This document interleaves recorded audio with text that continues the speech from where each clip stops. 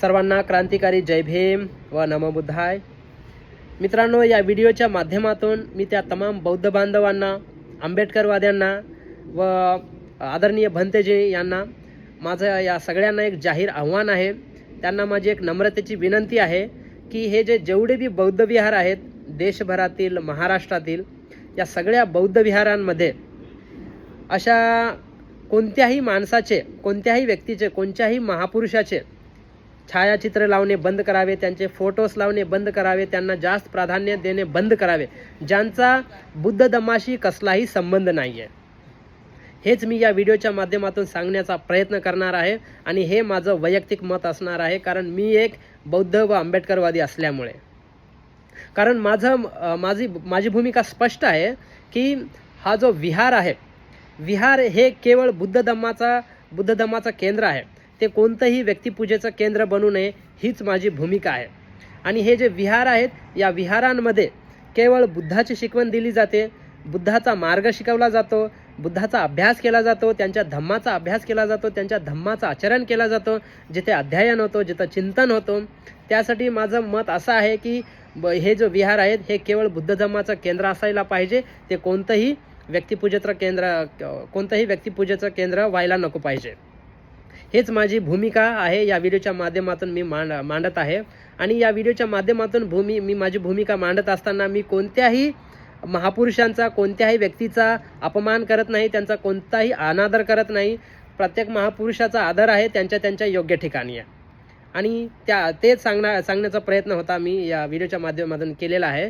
कारण याच्यानं होतो काय, म्हणजे डॉक्टर बाबासाहेब आंबेडकर यांनी दिलेला मूळ संदेश व तथागत सिद्धार्थ गौतम बुद्ध यांनी दिलेला मूळ संदेश हा चुकीचा जातो। त्याचा अर्थ असा आहे की हा विहार या बुद्ध धम्माचा केंद्र नसून व्यक्तिपूजेचा केंद्र बसतो। हेच मला सांगायचं होतं। या बुद्ध विहारांमध्ये तशा माणसांची, तशा महापुरुषांची, तशा लोकांची छायाचित्रे लावा, फोटोज लावा किंवा त्यांना प्राधान्य द्या जे खरोखरच बुद्ध धम्माशी रिलेटेड आहेत, संबंधित आहेत, ज्यांनी बुद्ध धम्माचा प्रचार केला, प्रसार केला, बुद्ध धम्माचा मार्ग लोकांना सांगवला, त्यांच्याविषयी चर्चा केली, त्यांच्याविषयी प्रबोधन केले, त्या लोकांना जास्त प्राधान्य द्या। त्या लोकांना जास्त प्राधान्य देऊन त्यांच्याविषयी काही सांगायचं असलं तर सांगा, पण अशा कोणत्याही व्यक्तींना ज्यांचा कसलाही संबंध नाही बुद्ध धम्माशी, त्या लोकांचे फोटोज लावणे, छायाचित्र लावणे किंवा त्यांना जास्त प्राधान्य देणे इथेच बंद करावे। एवढंच मी या व्हिडिओच्या माध्यमातून सांगायचा प्रयत्न केला।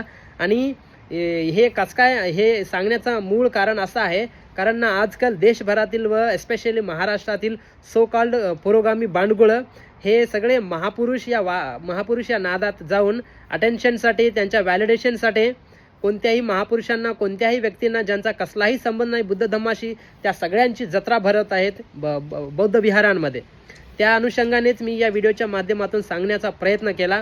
त्या सगळ्यांनी अटेन्शनची भीक घालणे बंद करावे, बुद्ध धम्माचा प्रचार करा, बौद्ध धम्माचं पालन करा, बुद्ध धम्माची दीक्षा घ्या, त्यांचं प्रबोधन करा, चर्चा करा।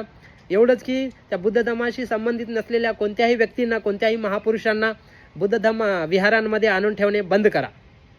हेच मी या व्हिडिओच्या माध्यमातून सांगणं होतं। आणि हे काम सगळ्यात अगोदर हे जेवढे बी महाराष्ट्र व देशभरातील भंतेजी आहेत, आदरणीय भंतेजी यांनी आपल्या हाती हे काम घ्यावं, एवढंच मी त्यांना जाहीर आवाहन करतो। आणि त्यांना माझी एक नम्र विनंती आहे।